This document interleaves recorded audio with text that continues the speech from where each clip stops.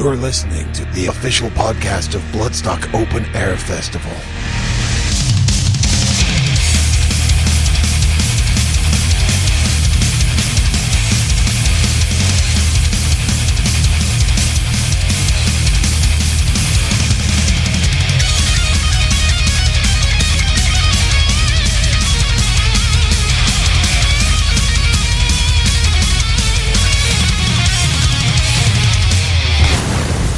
Bloodstock Radio.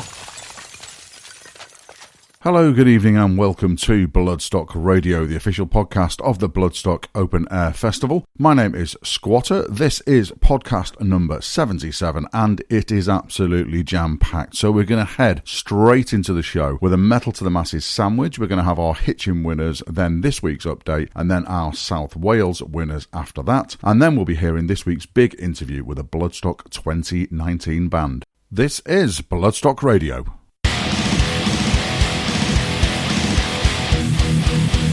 And now on Bloodstock Radio, a Bloodstock Metal to the Masses tour update.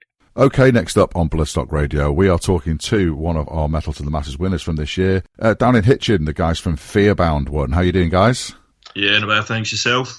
Yeah, I'm okay, all good. Yeah, we are rattling along with our Metal to the Masses finals now. So, yeah, you guys won a couple of weeks ago down there in Hitchin with Mr. Plews and that lot. So, yeah, you're going to be playing Bloodstock. How's that feeling? It's still a bit unreal. Bit crazy. Yeah, indeed. Yeah, dust is still settling. It was a massive shock, to be honest with you. Getting through each of the rounds, I've been perpetually surprised. And to actually go on to play Bloodstock is just bloody astounding to us. Yeah, it's one of those regions. I went to a lot of the Hitchin heats last year, and it is very good competition. It's a very high standard of bands there, and that. And I was at the final last year as well, and it was, again, it was any of the bands could have won it in that lot. So yeah, you must be delighted. Absolutely thrilled. Cool. Okay, so yeah, well, obviously the point of these is to tell us a little bit about the band. So tell us a bit about Fearbound, what sort of music you play, and how many of you there are, and how long you've been going for, and stuff like that. Yeah, well, there's 5 of us in the band. That's changed recently. Got a new drummer in and added a keyboardist. We sort of play melodic death metal, I suppose. I like to say melodic dread metal, but that's just me. I did notice a lot of dread. There's Dread O'Clock, Dreadageddon, Dread Time. I've noticed quite a dreadful, join or dreadful night, things like that. So you're definitely going a lot for the dreads, So have any of you actually got dreads? Maybe you should get some Rasta wigs and you should actually have dreads. Yeah, it's true. It's the only joke we've got, so we're just going to run with it. It's all right. It's fine as long as you got something that makes people remember you. Oh, they're the dread guys. They're the ones. They'll do. Exactly. Got to stand out. Yeah, cool. So, so how long have you guys been going for, and have you got, what music have you got out there? Because I believe you're saying that you've got 3 albums, but you don't really play the earlier ones, yeah. Yeah, we actually sort of started putting things together in 2011. So it's been like one of those really long journeys where we've had loads of different kind of members coming in and out. And like this current lineup was sort of formulated last summer. We always had a friend who played keys. And we threw him into the fold after we put together our summer release, which is called Seize the Day last year. And it's a lot of the older stuff had some more like deathcore elements to it, but we've kind of gone more down the melodic death metal line. So we'll hear a track from that album at the end of the interview, so people can get a handle on what sort of stuff you play. But talk to us a little bit more about the Metal to the Masses process. Then is it something that you've entered before? Yeah, this is the third time that we've entered Metal to the Masses. Third time lucky. Yeah, third time lucky. Previously, we've never gotten beyond the quarterfinals, so we were proper elated just to be getting through to the grand final itself, and then going on to win is something else. And the whole journey has just been totally befuddling to us. We kind of stumbled our way through it blindly, had a whole onslaught of problems and other commitments getting in the way, and with just a bit of perseverance and bloody ignorance, we somehow managed to wing it. Yeah, so I believe one of those slight hurdles you had to overcome was having no drummer for the final because he decided to bugger off to Spain, yeah? That was inconvenience number 2, I think. Yeah, that was a big one. And also our guitarist Will had his wedding the day after the final, so the bride-to-be wasn't too happy with that. It all started to kind of. We weren't expecting to go so far through the competition. We kind of like it's always an amazing scene and an amazing thing to be a part of. So we got on board, and we weren't expecting to go all the way to the final. So about the point where we made it to the semi-finals, we were like, "Oh!" My missus is looking at me in the crowd, giving me that look, like you've done wrong. Not a great start to your marriage, it's got to be said. But I've something to remind you. It could have been actually on the wedding day, and then you would have really had a choice to make, wouldn't you? Yeah. I don't see the choice. We would have done the gig, wouldn't we, Will? Well, to be fair, I mean, if your drummer can sod off to Spain, then I suppose you would have maybe got a pass for that. But yeah, she understood. Yeah, he left us in the dark on that one. But thankfully, we ran into someone, a guy called Aaron Rice, who we actually played with his band Acadian in the heats, and we actually remembered he was such a good drummer. So when he dropped the news on us, our drummer, we thought, well, it's got to be this guy. He's the only one that could do it. And we had 2 practices, and he nailed it. So massive thanks to Aaron. Yeah. Absolutely, yeah. So I noticed there that you've got 2 Alexes in the band, and oddly you refer to Alex, your drummer, as not Alex the drummer, but Alex not bass. Not bass, to make things easier. Yeah, just to obviously make things easier. Rather than saying Alex the drummer, you say Alex the not the bassist. Because that's obviously lots easier, isn't it? Yeah, so. I mean, already you've remembered it, so it works. Yeah. So at the final, did you have to introduce Aaron as Aaron that's not Alex that's not bass? That's a good idea, actually. That would have been a good idea, but we just called him Aaron because he's basically a proper person, like a regular drummer. Yeah, fair enough. So, and I said that Alex managed to get one of those endorsements with the London Drumstick Company and he didn't even play in the final. Yeah, turned up trumps. So he didn't turn up for the final. He gets to play Bloodstock, and he gets an endorsement and personalised drumsticks from the London Drumstick Company. I'm thinking that Aaron should be doing those instead. Yeah, you're probably right. But lo and behold, we have got Aaron a ticket. He's coming VIP with us as well, so we are going to be hanging out back, and hopefully we might find a different way to kill off our current drummer, and maybe we can. Not that we kill off drummers or anything. No. What happened to Jack was a terrible accident. Yeah, he did a spinal tap going through drummers in loads of different ways. Yeah. Talking about Bloodstock, then obviously you're going to be playing there. Have you guys been before as punters? Yeah, I've been 3 times. I think I went to 2 indoor festivals way back when, and I went to the first outdoor festival where I think the stage was being attacked by the wind and it barely stood upright, and there was a lot of problems. But it was a great festival. Our current drummer and keyboardist actually played there with their old band, Humanity, they were called then. So they played the first outdoor and a couple of the indoor ones. So it'll be good for them to go back. But yeah, I think we've all been as punters. You are. Yeah, I went from 2010 to 2015, getting to see the likes of Devin Townsend, Wintersun, I think Children of Bodom in the first year, which was freaking awesome. And I remember getting to see quite a few of the other new Blood stages, where some of the new bands had played, like Countless Skies and From Eden to Exile. When they won it back in 2015, I think. Yeah, they did. Yeah, that's right. They won the Northampton one, didn't they? Yeah. Yeah. So I know I'm like a walking encyclopedia of metal to the masses over the last few years. Because you guys played the Leicester one, didn't you, in 2016? Is that right? That's right. That was the first one we did. Yeah, it was the night Leicester won the league. We got knocked out of the competition. But then Conjurer won it, and now Conjurer are just taking on the world. So you had. Yeah, so you had very little. I had to say, as soon as I saw Conjurer were entering that year, I was like, well, I think they've got a pretty good chance of winning it, because there was a few of us. Yeah, there's a few of us that had seen them starting off, and it was just like, it was obvious that they had something special. And you look at just this week, they've just announced another massive tour going around America and stuff like that. So they're doing great things. And again, it's great for metal to the masses that bands are using that and sort of going on to great things. Because as we like to tell our bands, the metal to the masses is a long journey, and a lot of bands just think, whew, wow, that's it, we've made it, we're playing Bloodstock. That's just the beginning. The idea of playing Bloodstock is to give you guys a springboard to actually sort of go on to bigger and better things. Yeah. So cool. Okay, so I definitely want to talk about the venue. So Club 85, absolutely cracking venue, and Mr. Plews and Bob down there as well. So how'd you find that place? Yeah, great venue, to be honest. great guys. I mean, like you say, they always look after you down there, and they always get a good crowd. It seems to have a really good scene, and all the bands are all nice to each other. There's no, I mean, it's a competition, but it's all very, it's not a bad atmosphere. It's all very family orientated, and yet Nick, Bob, and definitely Larry the Lamp. Big up, Larry. Yeah, absolutely. I remember Larry last year. He was looking a bit peaky the last time I was there. I think I called him Larry the Limp when I was on stage. Yeah, it's not as quick as he used to be. He sort of plods along. But they actually handed out a special miniature Larry at the final, which went to the best band that didn't make it to there, called the Grey. Great band, the Grey actually. from Cambridge. Yeah. So no, it's a great venue. We love playing there, and it's such a nice stage to play that it's it's always great to do. So if any bands out there, just look around the Hitchin area, do it. Yeah, it's good. And the Metal to the Masses there is, Nick obviously works at Bloodstock as well as he's a drum tech on the Sophie stage as well, and he's got close links with us at Bloodstock as well. And they're one of those regions where they've only been running there for a few years now, but they've really sort of embraced it. He had a lot of bands taking part. I think it was 32 again this year.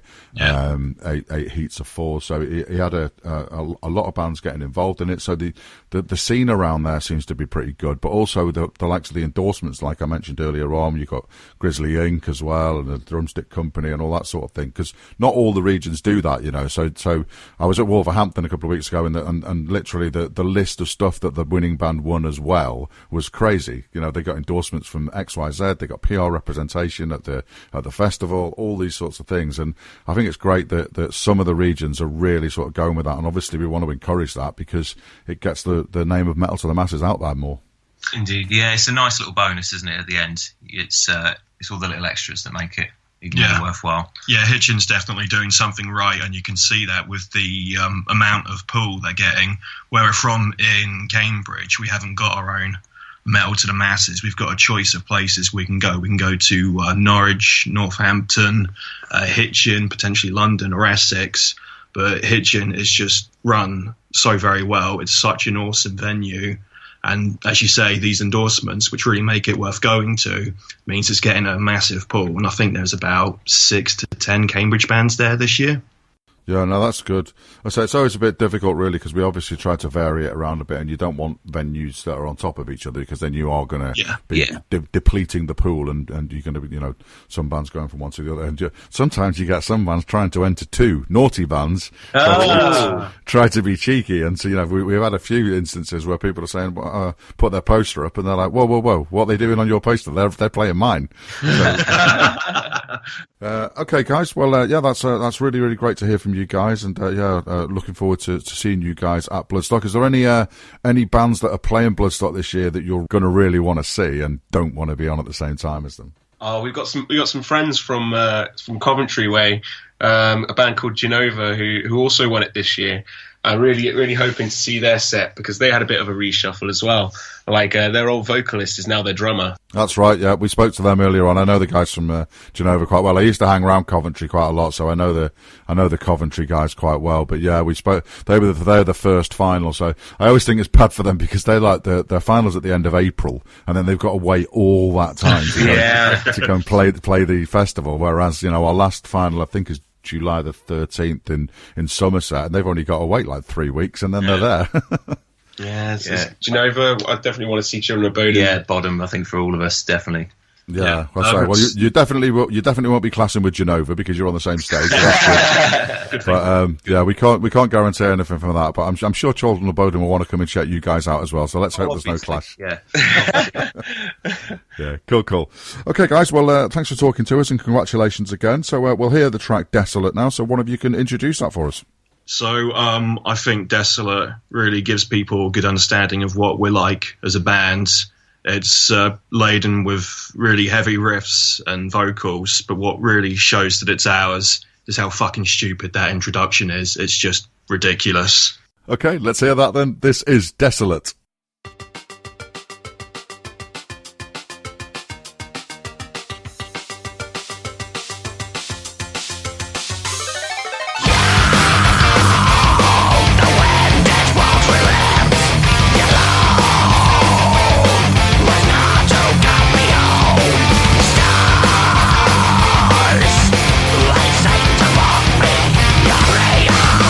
Say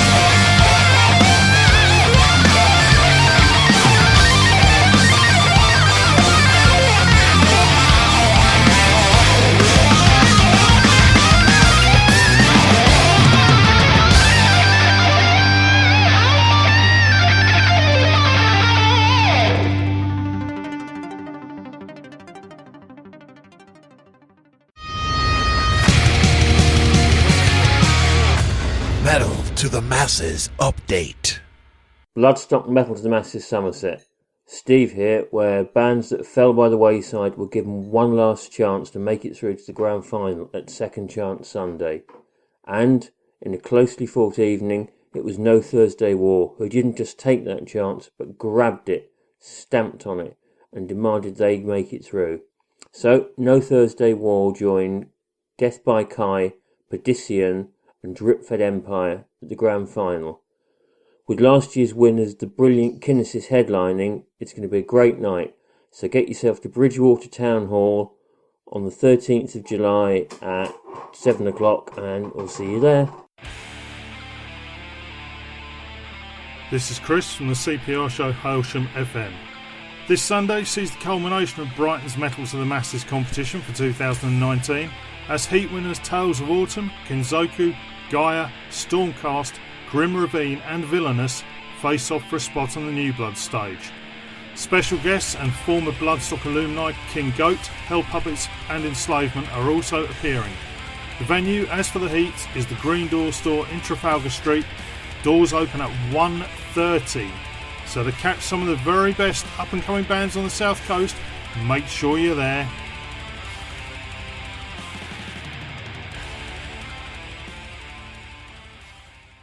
Okay, next up on Bloodstock Radio, we are catching up with the latest of our Metal to the Masses winners. In South Wales recently, it was the guys from Blind Divide. How you doing, guys? Yeah, really good. Cool. So we've got James and James. Yeah, really easy. You're not all called James, are you? No. Oh, cool. That's all right. That's good. So one here in South Wales. I'm actually here in South Wales. Just come out of Fuel now, but not actually after the gig because I'm here 2 days later. Couldn't quite get here on Saturday night for the final, but here to see Alien Weaponry. So we're almost at the scene of your triumph. Couple of doors down. Yeah, but you've had a couple of days for it to sink in. So how's it feeling at the moment? Yeah, pretty damn good. It's kind of a weird sensation. We've played Metal to the Masses before a couple of times, and we've sort of lost at the last hurdle. And we've seen some great bands from previous years go through, and for it to actually come home to us, it's kind of almost a bit surreal. Yeah, a little bit surreal, but we're absolutely overjoyed. Yeah. So what was it that sort of kept you coming back to the Metal to the Masses then? Because obviously some bands do get disillusioned with it. Some bands are like, some bands won't even, battle of the bands, and we're not doing that just to start off with. So what was it that sort of made you enter in the first place, and what made you keep coming back even though you hadn't done it? To be honest, it was actually the way it was run. It was so well run. You had probably the best gig going in our city every single year. We wanted to be a part of that. Win or lose, it was like you want to be on that gig. Yeah. You want to play it. You want that massive crowd of people. You want to play for them. You want to start pitch. You want to have loads of fun. And it was about fun for us. And it was year on year, just it hit the nail on the head every time. Yeah. Win or lose, but it was just it's on top of all of it. But it's just great. The overall prize at the end is playing the New Blood stage as well, which is just absolutely ridiculous. Yeah. So have you guys been to Bloodstock before and been to the New Blood and that? Yeah. We went and supported Democritus. Yeah. Everyone would have gone into Steve would have literally rounded everyone up and just dragged them, get their t-shirts on and democratise Bloodstock and all that. And we also went to go to see Sodomised Cadaver because they're good friends of ours as well. Yeah, I know Gavin as well. So there's a strong scene down here, isn't there? Really, I mean, I say Fuel's a good, tight little club there, but always seems to have a really good crowd in there, and it's quite busy. And I say I've just been in there now for Alien Weaponry tonight, and it looks really busy. So is that generally the case here? Most weekends, most gigs that are going on? Pretty much. It doesn't always sell out, but it's always pretty rammed in there, and you'll find it hard to make it to the front of the stage without spilling a drink. But it's usually pretty rammed in there. You've always got your usuals. You can pretty much you can walk on your own, can't you? Do you know what I mean? On who's going to be there. It's the same faces a lot of the times. Don't get me wrong, you do get a lot of new faces as well, but it's great. You go in there and everyone knows everyone. More often than not. Am I right in thinking that there was a threat of Fuel closing down a little while ago as well? Was there rumours about that? There was a threat from the building we're actually sat in.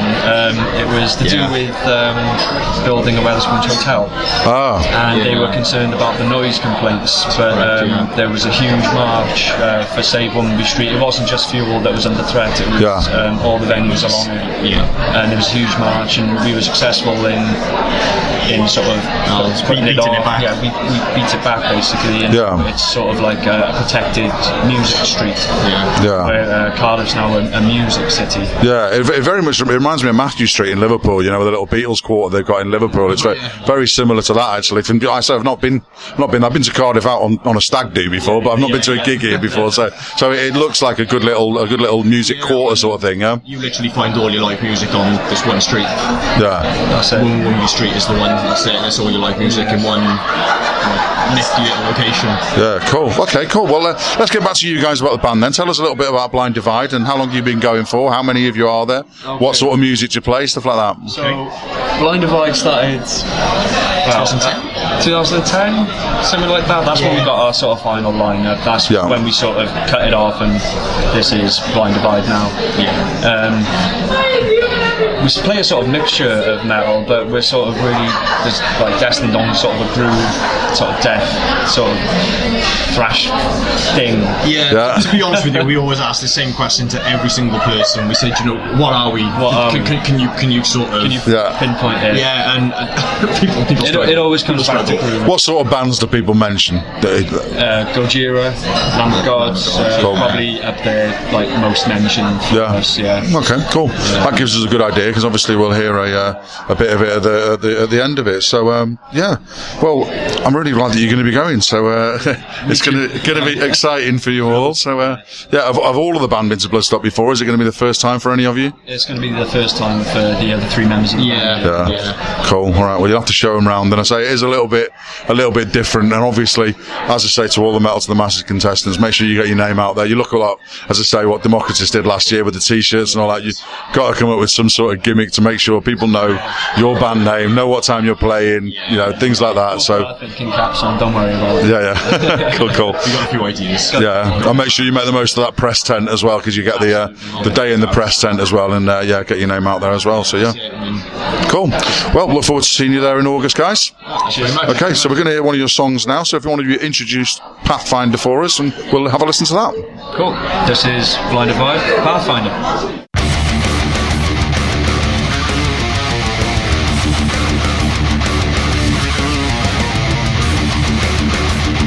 Contain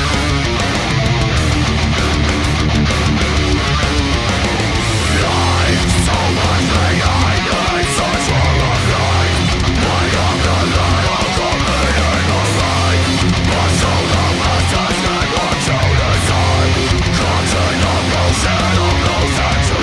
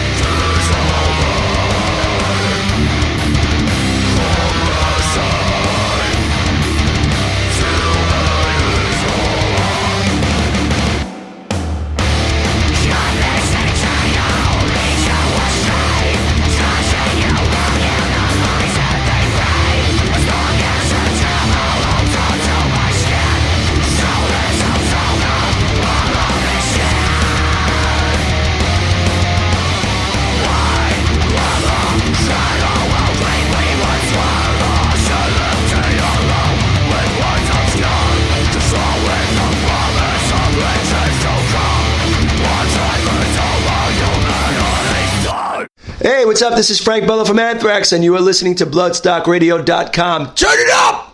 Okay, that was our Metal to the Masses South Wales winners, Blind Divide, and we'll have one more Metal to the Masses interview right at the end of this week's show. But before that, we've got this week's big interview with a Bloodstock 2019 band. These guys will be playing on the Sophie stage this year, so let's hear from Sin from Three-Headed Snake. The big interview. Okay, next up on Bloodstock Radio, we're having a chat to another of our Bloodstock 2019 bands, and I've got Sin from Three-Headed Snake. How you doing, sir? Hey, man, how are you? How you doing? Thank you for having me on. No, it's all good, man. I say we're all getting excited for Bloodstock now. You know, it's getting closer. It's coming around really, really quick now, and yeah, we're looking forward to seeing you guys there. And Three-Headed Snake, a new project for you. So a lot of people might not have associated it with you, as obviously know you from your work with Ministry mainly. But yeah, tell us a little bit about the project itself. Sure.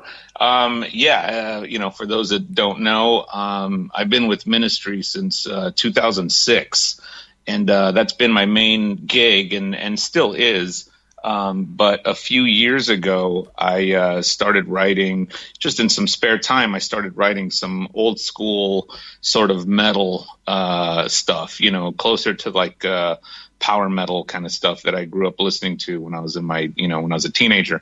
And so I wrote a handful of songs, and I just kind of wanted to do it as a side thing, honestly, just for my own. I never really intended it for it to go public, but I wrote a handful of songs, and long story short, I found this singer, Johnny Ray in Florida, and who fit the sound that I was looking for these songs. And, he has a sort of old school kind of Bruce Dickinson, Jeff Tate, Halford kind of voice. Yeah, he absolutely does. Yeah, I've literally just listened to the 3-track EP before we're talking, and Halford was exactly what came to me. He's got an absolutely amazing voice. No, he's absolutely unbelievable. So we basically got the 3-song EP together last year, and we released it last year. And I think we printed up like 100 of those 3-song EPs. They sold out in about a week. And so that's basically been it. From that came, the Bloodstock offer. And, I'm beyond excited and humbled and flattered that this show at Bloodstock will actually be our debut show. So we're all very excited to be there in August. We can't believe that that's going to be our first gig. So out of that came this little UK run that we're going to be doing. So following Bloodstock, we'll be doing a handful of other shows in the UK. But we're all extremely excited about doing this Bloodstock gig. What do you actually know of Bloodstock then? What's the reputation amongst because obviously, bands are doing festival to festival to festival, and, where does it sort of rank with guys like yourself? Well, from everyone that I've talked to and everyone that's reached out to me that has heard that we're playing Bloodstock, it's been nothing but positive feedback and nothing but good things to say about the festival itself. So we're all very honored to be a part of it. We'll be on the Sophie Lancaster stage, which I heard the story about that and how that came to be. So we're all very honored to be on that stage. So it's been nothing but positive things that I've heard from people. Oh, that's good to know, because, so, I mean, I've not actually been involved with Bloodstock that long. I only went to my first Bloodstock in 2013, but I ended up working for them for the past 3 or 4 years, and it really is. It's a proper sort of grassroots metal festival. It's getting a lot bigger now. We've gone up from 15 to 18,000 punters in the last couple of years and that, but it's still quite a tight-knit sort of, almost like family community sort of feel to the place. So I think you guys are going to really dig it. Yeah, that's what I've heard. I've heard it's a very sort of family-oriented type of festival, which is great. I love hearing that, and I'm very much looking forward to being there.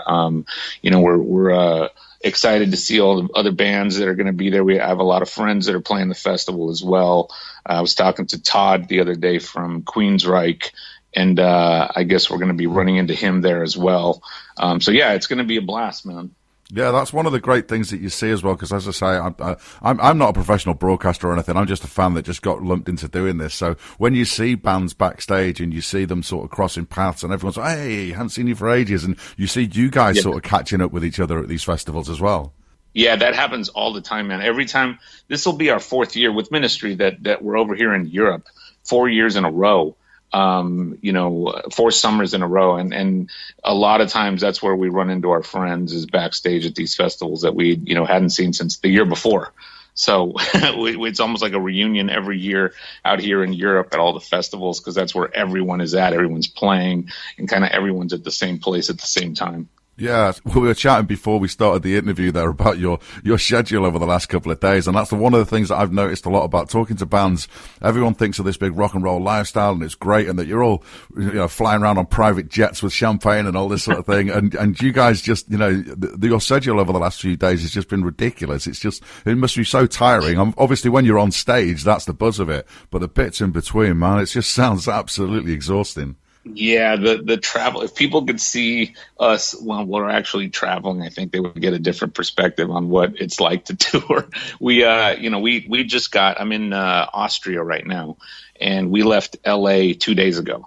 And we literally flew from Los Angeles to Stockholm, had a 6-hour layover in Stockholm, and then flew into Vienna. And I had been up for about 40 hours, no sleep, zero sleep. And, and I'm not saying this, as complaining, because I know that I'm lucky to do what I love to do, to be able to do what I love to do. So, and by no means do I mean to sound this like I'm complaining, but it does get, the travel aspect sometimes can get tiring. And, you're right in that sometimes people think that we're on private jets and, we have everything handed to us, and that's not necessarily the case. I mean, the thing we do it for is for that hour and a half on stage. I mean, that's what means everything in the world to us. So, I wouldn't have it any other way. Cool. One thing that I did want to ask you about, and it's more to do with your ministry side of things than Three-Headed Snake, really. But you had some guys out with you recently called Alien Weaponry that we had on Bloodstock last year. They've literally just played Download Festival in the UK this weekend, where they were bumped up from one of the smaller stages onto the main stage. And I'm just wondering if you got a chance to catch those guys and hang out with them, and what you think of them. Absolutely, I love those kids. They're amazing. We toured with them last year in the States.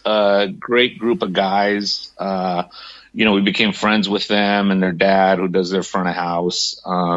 Great band. I'm a big fan of theirs, and they're just cool kids. They're cool people, and I'm very happy for all the success that they're attaining now. And I know they're going to be around for a long time, and they're only going to get bigger and bigger. So I'm very happy for everything that's happening to those guys. Yeah, absolutely. I'm the same with them. I say we had them at Bloodstock last year. We announced them round about this time last year, and no one had really heard of them. Yeah. So I got up at stupid o'clock in the morning to talk to them on Skype in New Zealand, and they're just the same grounded guys. I saw them twice last week over here in the UK, caught up with them, and as you say, they're just grounded. And after the year that they've been through, I'm just absolutely staggered that they don't let it go to their heads. As you say, they've got their mum and dad with them that are touring around with them and that. And I think they're going to be absolutely huge.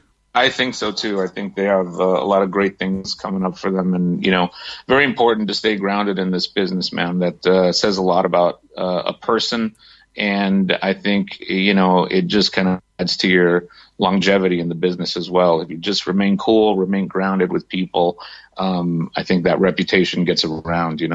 Yeah, absolutely. That's exactly what I'm finding as well. I mean, like I say, I don't do this for a living, but the more bands I speak to, the more I get, everyone's just people, everyone's just working hard and just doing what they're enjoying doing and that lot. And that's the best thing of it. We meet people on the way up and on the way down. So, you just got to remain cool, man. Yeah, absolutely.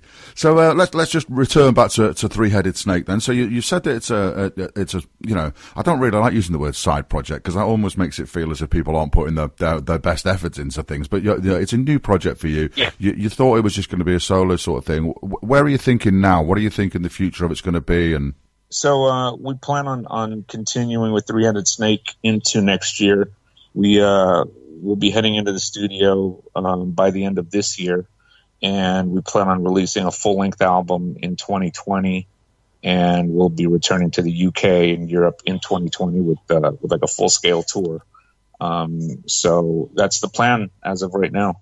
And also, I did want to mention for Bloodstock, and actually for this upcoming UK run, we will be having a special guitarist joining us because Caesar, who's in Three-Headed Snake, won't be able to do this upcoming UK tour with us. So we will have Ashes from Devil Driver joining us on rhythm guitar for this UK run. Oh, awesome. We had them at Bloodstock last year. I spoke to Des, had a really great interview with Des, and that's really good to hear. Yeah, and actually Ashes is one of the guys who spoke very highly of the festival as well.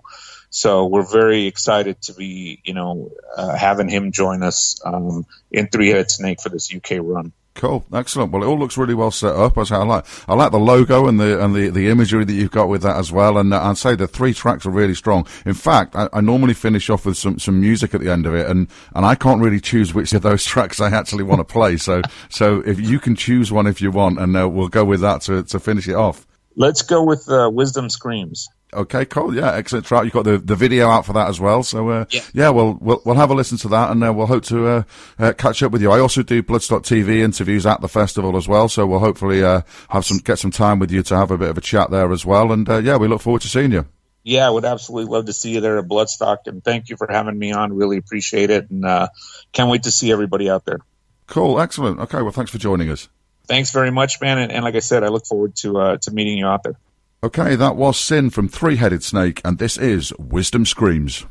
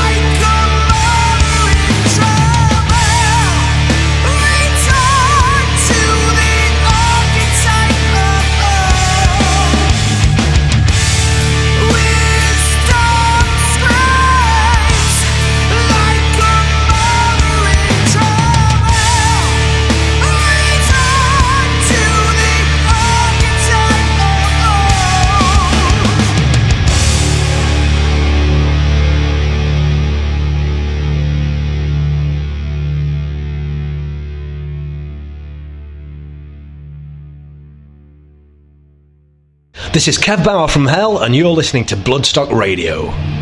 Okay, that was Three-Headed Snake with Wisdom Screams, and you can catch them at Bloodstock 2019 on the Sophie stage on the Saturday, and thanks to Sin for taking the time to talk to us there. Okay, to finish off the show, we've got some more Metal to the Masses content for you, and don't forget that the finals are still ongoing. This weekend we have Essex on Friday, Northampton on Saturday, and Brighton on Sunday. But we're going to leave you tonight with our Nottingham winners, Widows, and we'll see you next time on Bloodstock Radio. Metal to the Masses update. Okay, next up on Bloodstock Radio, we are talking to the next of our Metal to the Masses winners up in Nottingham. It was Widows, and we're talking to James. How you doing, my friend? Hey, I'm good. How are you? I'm very well indeed. We are rattling through the Metal to the Masses finals now. Bloodstock will be upon us before we know it. So yeah, you guys won up in Nottingham. So how did that go? Yeah, it was a great night. We had a great time on stage playing our set for the masses. There was a lot of good bands, or like every single one on that final brought their A game, and yeah, we had a run for our money, certainly. It was great to see a good crowd as well. Everybody loves a good crowd to play to, right? Yeah. And the Maze is a great venue. It's been pretty important in our early years, you know, getting us plenty of shows for us to get our name out there on the local scene. And I understand it's closing down soon, so I think that was the very last metal gig at the Maze, so it was equally a nice side honour to be a part of that as well. No, I have to say, I didn't know that. I've been to the Maze quite a few times. In fact, I was at the final there last year with Rob Bannister when Underdark went through. So yeah, I didn't know that was closing. That's just it seems to be all the time, doesn't it? Every single time. I mean, we had the Metal to the Masses down at Fuel in Cardiff. That was threatened a while ago, and they managed to get a stay of execution. You got the Flapper in Birmingham. There's just seems to be pretty much every few months. We also had the Brickmakers over in Norwich that we have on Metal to the Masses at, and I don't know. I just don't know what it is. What's going on with it? Because every gig I go to at these places seems to be fairly well attended, and everyone's certainly drinking a lot of beer. Yeah, same. I mean, like Bristol's had the same problem with places either being shut down or being kind of saved at the last minute and that sort of thing. And I think there was the Save the Fleece campaign. No, it's a shame, really, because I mean, obviously that is one of the parts of what the Metal to the Masses is about. It's not just about the bands; it's about promoters and it's about venues as well, and getting them busy on nights when they might not necessarily be that busy. It's to just try to get some business in there for them. So we're trying to do our bit, but sometimes it's the whole spectrum of grassroots, really, isn't it? Yeah, absolutely. So okay, well, tell us a little bit about your band then, because I noticed on your Facebook page it says male-fronted sludge and stoner, which I'm imagining is slightly tongue-in-cheek, because I can't stand the phrase female-fronted. I can't stand it. I'd completely forgotten that I'd done that, to be quite honest with you. But I must admit, I don't think that even in all the bands that I've seen, I'm not sure I've ever seen a female-fronted sludge stoner band anyway.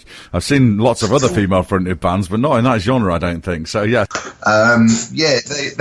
That whole male-fronted thing came from, there's a friend of ours, Tanya Byrne, who plays in a band called Bismuth, like a ridiculously heavy doom two-piece. Plays in a few other bands as well, but that's like the one that she's kind of mainly known for. Quite a lot of the time when we're chatting, the subject of female-fronted comes up, and it always kind of gets her quite irate. So I changed ours to male-fronted sludge, just in like a tongue-in-cheek solidarity with Tanya, really. Also, just as a kind of like a slight dig at all that nonsense, because, well, they say female-fronted is not a genre. Yeah, exactly, yeah. Very true. So tell us a bit about the band then. How long you guys been going for, and what music have you got out there and stuff like that? Well, we started off in about early 2008. Myself and Adam have been playing in bands together we've been playing in bands since we were little kids, since we were sort of like, 12, 13 years old. And then Adam moved to Nottingham to join my old band, maybe, what would it be, about 2005, late end of 2005. We kicked that to the curb round about 2008 and started writing stuff for Widows. We were kind of drifting into that sort of style anyway, because before we were just playing like straight up metal, like grindy shred nonsense kind of thing. Okay. But we'd always been into like the slower stuff, more like stonery kind of doom stuff like that, you know, that we'd grown up listening to. And we just kind of started gravitating towards writing that sort of stuff, and it wasn't right for the other band that we were doing. That one fell apart, and then we just kind of sat down over the course of a couple of months and just penned a few riffs and some drum parts into an EP. Used that, like those little demos that we got, to find Big Steve, or Z-Big, our original and long-time drummer who departed last year. But about the end of 2008, we were a full band, so we got jamming, got the set down, and did our first gig July 2009, so nearly 10 years ago now. Since then, we've had a bunch of lineup changes throughout the years as people have come and gone. Yeah. Big Steve left. He left about this time last year to go and join Iron Monkey, and he's been doing really well with those guys, so we're pleased for him for that, because he's always been a fan of those boys, and he's known them for a long time anyway. Yeah. But yeah, we've got a solid lineup now with Phil on bass and second Adam on drums. So we're now back up to speed and pushing forwards. As far as music releases that we've got, we did an EP recorded in Nottingham back end of 2009. That's called Raise the Monolith, and I think we've still got a few copies of that on our Bandcamp. So you can grab that for a couple of quid if you're interested. After that, we did Death Valley Duchess, like a full album, again recorded in Nottingham. We released that about April 2012, and we kind of went on a bit of a writing and recording hiatus for a while whilst we just gigged loads around sort of the UK and Europe. We did do a one-off digital single of Blue Tina, like an early recording of Blue Tina, and released that. Mm-hmm. Yeah, we slightly rejigged it and then put it out on the Oh Dear God album. Okay. That came out in 2017. At the start of February this year, we released a little two-track single called Tenure. So we've got PS Worry on one side and Hammer and Nail on the other side. There are our two latest releases, and we're just in the process of writing some more now.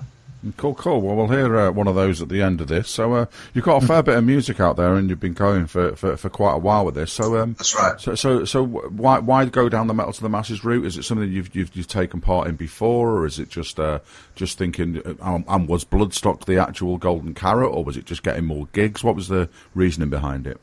Yeah, I mean, we've watched Bloodstock go from strength to strength. Kind of, we've seen it grow over the years. I moved down to the Midlands about 2001 to go to uni, and I started seeing Bloodstock stuff, just sort of the early stirrings of that round about then, and then seeing it go to the open air version of itself and expanding like it has done. I've always wanted to play, we've always wanted to be a part of that in one way or another, and seeing that Bloodstock is kind of taking an interest in the underground and trying to bring them up a little bit. Bring them to sort of more people's attention. Yeah, it was definitely an element of that. Was definitely a golden carrot, like you say. But I mean, it's a great festival. I don't know anyone that's been and had any real complaints. Once or twice that I've been, it's been dead smooth. Everything's been kind of like nice and close together. You've not got to walk for a week and a half to get wherever you need to be, which is always pleasant. And yeah, it just seemed like a really good vibe kind of thing. It was big enough to be impressive, but small enough to still be kind of enjoyable and not a mission. I mean, we'd always kind of had the intention when we started Widows that we didn't just want to play like kind of little 50 capacity back rooms in pubs forever. We did want to go out and play some open air stuff and go out to Europe and that kind of thing. And for one reason or another, we've managed to tick pretty much everything off the bucket list, except doing like a decent sized outdoor festival in the UK. Well, now you have. So congratulations, or you will be anyway. That's it. Yeah, now we've got the opportunity, so we're proper buzzing about it. Yeah, absolutely. So, well, good. Well, we look forward to seeing you guys there. and I'm sure that you'll be getting lots of tips and tricks from past winners and from other people in the thing. I know Xander and Chris up there at the Nottingham Metal to the Masses are always very helpful with giving the bands advice on how to make sure that you get your name out there and let people know when you're playing and what stage you're on and what time and things like that. Oh, yeah, we've had a few chats already, and there'll be a few more, I'm sure. Yeah. Absolutely cool. Well, we look forward to seeing you there, and we'll finish off by listening to your track. So you can introduce that one for us, and cheers for talking to us, and congratulations for getting to Bloodstock. Thank you very much. It's been a pleasure to be here and chatting to you guys. Yeah, to finish off the podcast for today, it is P.S. Worry from our recent release, Tenure.